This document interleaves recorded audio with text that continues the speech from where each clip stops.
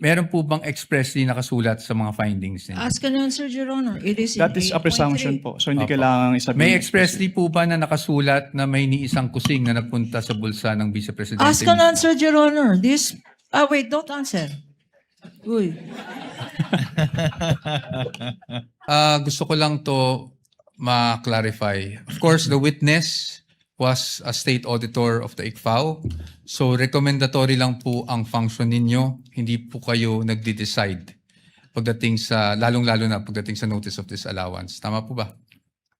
Yes po. It's the function of the commission proper. Thank you. Thank you. At nabanggit nyo rin po kahapon na wala pong guidelines specifically under 4.8.5 that shows how specific you should be in terms of the documents evidencing success. Tama Wala po ba? po akong na-mention na walang specific guidelines po. Ang sabi ko lang, hindi sinabi kung anong specific document yung hinihingi. Wala, may sinabi ko po kayong walang prescribed format, basically. Your Honor, please misleading the witness, to my recollection, did not say that. He said that in accordance with 4.8.5, these are the requirements, A, B, and C. And the submissions of the Vice President and the DepEd are not compliant, Your Honor. Can we With ask the for indulgence read of back? counsels for the parties, Mr. Wamil, base po sa guidelines, hindi tulad ng ibang mga format na sinasubmit na may pro forma na nasa annex nung 2015-1, wala pong pro forma na pag-liquidate sang-ayon sa na dokumento sang-ayon sa 4.8.5. Yes, Your Honor, based on this provision po. Yes. May ibang provision bang nagre-require ng specific na paraan? Wala na po, Your Honor. Ito lang Wala. po, Okay. 4.8.5. Thank you. Thank you, Mr. Witness. You may proceed, counsel. Thank you, Your Honor. Now, pagdating po sa OVP, alam niyo po ba kung sumagot sila sa notice of suspension na ito within the prescribed period given under the notice of suspension? Sa notice, wala na po ako sa ICFAO nung Wala na po submit kayo. sila ng response. Okay po. So I will no longer ask you about that. Probably for another witness na lang po. Punta na lang po tayo sa OVP confidential funds for 2023. You confirm, Mr. Witness, na ang OVP confidential funds for 2023 ay nakapag-issue rin kayo ng AOMs for the first, second, and third quarter. Tama po ba? For the first and second lang po, kasi yung third quarter, nag-drop po ako and hindi ko na po naabutan yung issuance noon dahil nag-transfer out na po ako sa Okay. ICFAO. Okay. At hindi na rin po alam kung, just if you're aware, kung sumagot ang OVP doon sa mga AOMs ninyo. Hindi na rin po alam yan. Yes, sir. Okay. Sige. Diretso na lang po tayo sa DepEd. Para hindi na po tayo tumagal. Sa DepEd po, nakapag-issue rin po kayo ng AOMs. Tama? At least for the first and second quarter nung nandun pa po kayo. Yes, sir. Apo. Tama po. Apo. And kanina po, pinag-uusapan po natin yung mga disbursement vouchers ng DepEd. Kung saan natukoy nyo doon na hindi compliant dahil MOOE yung nakasulat sa disbursement vouchers. Tama po ba? Naalala niyo po yun? Sinagot ko lang po yung tanong ni Attorney Lorna kanina. At ang tanong niyo, ang sagot niyo po, natatandaan niyo po ba yung sagot niyo? Ay MOOE siya at hindi confidential funds. Yes po.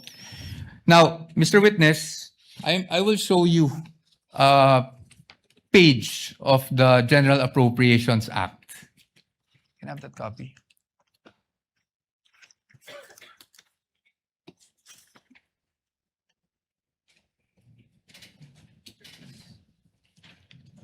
And for reference,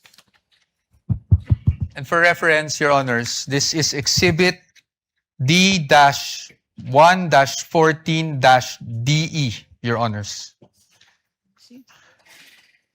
And D-1-42-DE for the defense. Counsel may approach the witness as well as counsel for the panel of prosecutors. Ito lang, ma'am. Titignan ko. So, dito po, sa page 376, volume 118, number 52, General Appropriations Act FY 2023, klarong-klaro po na ang confidential, intelligence, and extraordinary expenses is under maintenance and other operating expenses, which is the MOOE. Pero if I may clarify lang po kasi, Yes po. yung MOOE kasi is very broad. So Yes hindi po. lang confidential fund yung covered niya. Apo, we will get to that, Your Honor. Your Honor, please. DV. Saan nakasulat? Apo. Thank you.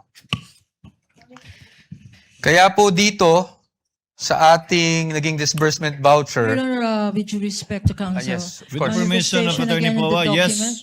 Again, this Observations document, and manifestations, Counsel? Your Honor, this document violates the original document rule. First, it is a photocopy. It is not even a photocopy of anything that is certified, Your Honor.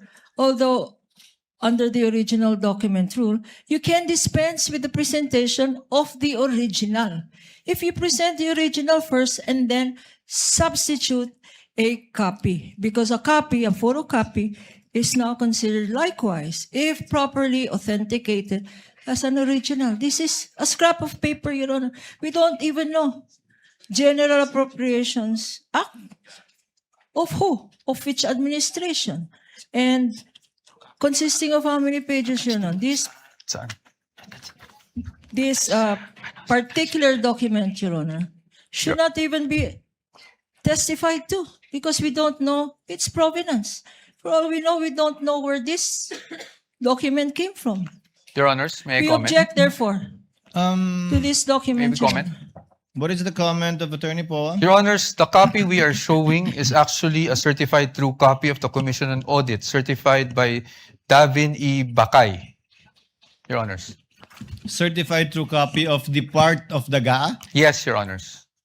Anyway, Counsel, we will be ruling on the admissibility of these documents when the formal offer is made after the presentation of evidence in chief by the respondents. We submit, Your Honor, but as another observation, Your Honor, we are aware, I think counsel is aware, that if you produce and you ask questions on a portion of a document, then you are compelled to produce the whole document, Your Honor.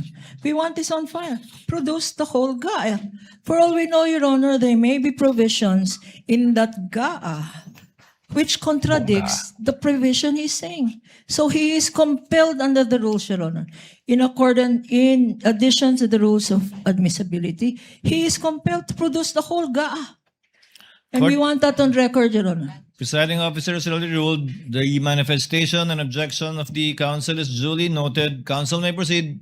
Thank you, Your Honor. And under the disbursement voucher, Exhibit D-1-58-DE, nakasulat po na MOOE, replenishment of cash advance under maintenance and other operating expenses authorized under page 376 of RA number 11936, which is precisely the page of the GAA. Pero marami po kasing nakalagay na expense items under MOOE in this page po. Okay, we will accept that answer, Mr. Witness. Now, Mr. Witness, pagdating po sa DepEd confidential funds, as you mentioned, you issued the first two AOMs. Yes, sir. Tama po. I mean, AOM for the first and second quarter. Rather. Yes, sir. Pero hindi nyo na po natanggap yung response. Hindi Kasi na- wala na kayo sa ICFAO. Yes, sir. But would you know, just curious, would you know kung ano yung present status nitong mga AOMs na to? Hindi po. I don't have personal knowledge about that. Okay. So you wouldn't know of whether may credit notice o wala. Yes, sir. Oh, but since you're an auditor, ano po ang ibig sabihin ng credit notice para sa isang auditor? Kapag sinabing credit notice, yung document submitted ay already passed in audit na po. Opo, pass in audit, meaning allowed? Yes po. Allowed in But subject to the reopening of the audit later Apa. on po. Okay. Thank you, Mr. Witness. Ngayon, Mr. Witness, since hanggang doon lang naman, no, yung naging saklaw talaga ng inyong service, I don't want to prolong this any longer. Gusto ko lang makita, based on your findings AOM, 'di ba? Tapos yung notice of suspension para sa OVP and the AOMs for DepEd. These are preliminary findings, correct? Yes po, kasi nire-require pa naman sa agency na mag-justify yung findings and submit the documents being sought po dun sa... Opo. At based po dito sa findings ninyo, wala namang pong expressly nakasulat na may misappropriation at this point. Actually, yung presumption of misuse kasi nasa item 8.3 na kapag hindi nag-liquidate or failure of liquidation of the accountable officers upon due demand shall be a prima facie evidence that such fund has been put to I am- personal benefit or misuse. But I am just asking for the response na meron po bang expressly nakasulat sa mga findings ninyo? Ask and answer, Your Honor. It is in That is a 8.3. presumption po. So hindi Opo. kailangan isabihin. May expressly po ba na nakasulat na may ni isang kusing na napunta sa bulsa ng Vice Presidente? Ask and answer, Your Honor. This, wait, don't answer. Uy.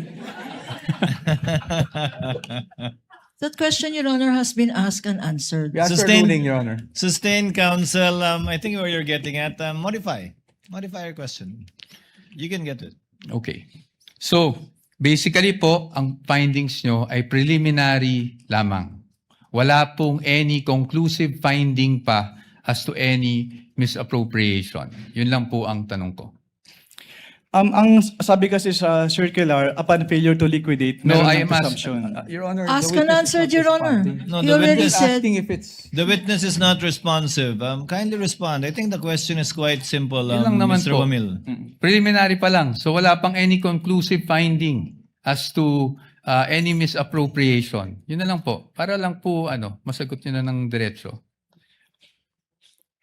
Hindi naman po kasi kailangang i-state dun sa findings. Again, Your Honor, non-responsive. Let the presiding officer be the one to do it, or try to do it. Kapag ka nag-issue po kayo ng AOM, Audit Observation Memorandum, failure to liquidate na po ba yun? O may mga observation pa lang kayo? Kailan masasabing may failure to liquidate na? No? Pag may notice of disallowance na, notice of suspension, o AOM pa lang? Nakalagay po kasi sa joint circular, Your Honor, under 8.3, failure to liquidate by the accountable officer upon due demand shall be a prima facie evidence. Opo, again, Mr. Wamila, yung pag-issue niyo po ba ng AOM, pasok na sa failure to liquidate upon due demand o hindi pa po? Hindi pa po sa AOM, Your Honor. Kasi wala pong due demand sa AOM. Yes po. At may sasabi mo rin bang wala pang failure to liquidate? O meron na? Pag sa AOM po wala, pero pag sa NS po, since meron ng first issuance which is considered as demand, so meron na po sa NS. So, As per AOM siya. wala pa. Pag NS, meron ng demand at Opo. meron ng failure to liquidate. Opo, since sa AOM po, nire-require na silang i-justify and i-submit yung mga documents na hindi nila na-submit. Pero sa AOM, wala pa nga ganun. Yes po, Your Honor. Okay. Counsel, your witness. Thank you. And lastly, gusto ko lang to ma-clarify. Of course, the witness was a state auditor of the ICFAO. So recommendatory lang po ang function ninyo. Hindi po kayo nagde-decide pagdating sa, lalong-lalo na pagdating sa notice of disallowance. Tama po ba? Yes po. It's the function of the commission proper. Thank you. Thank you, Mr. Wamil, Attorney Wamil. I thank you for your patience. That is all for this witness, Your Honor. Thank unless you, there's anything else. counsel for respondent.